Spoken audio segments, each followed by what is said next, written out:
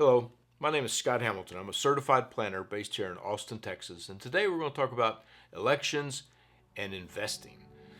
So, as you know, our country is probably more divided than it has been since I've been around.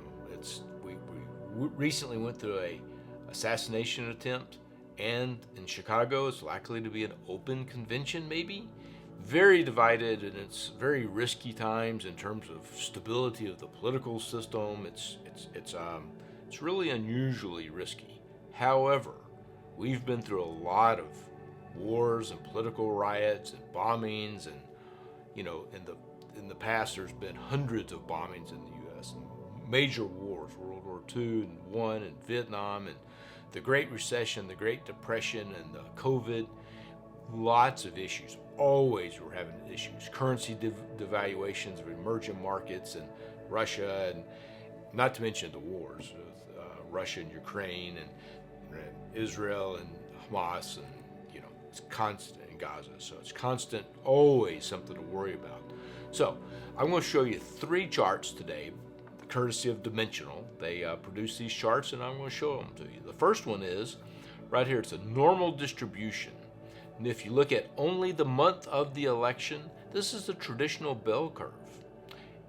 And then again, if you look at a party return since 1926, and this is listing left versus right, Republican versus Democrat, red and blue, and you can see that this is a smooth trajectory going up. Now, granted, there's ups and downs.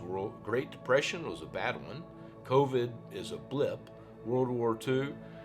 But over time, the markets tend to perform. And the reason why is human ingenuity, creativity, technology advances, and you basically can't keep people down.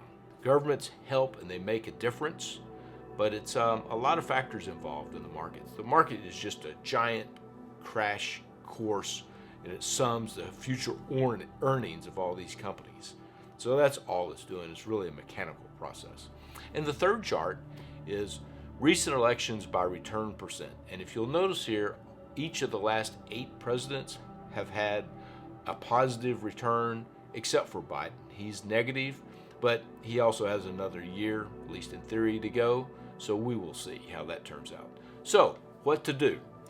Well, my normal recommendations applies. You should be broadly diversified, low cost, globally allocated. But also, you should have a sufficient emergency fund. Goes without saying, this is normal, right? Have a sufficient emergency fund. Your allocation should be based upon your financial plan and risk assessment. And most importantly, avoid panic. Humans have a real history of panicking in situations, and it's behavioral finance. So see what you can do to avoid the panicking, stay in the market, don't rush out. And if you don't have a financial plan, give us a call. We'd love to help you. Thank you for your time.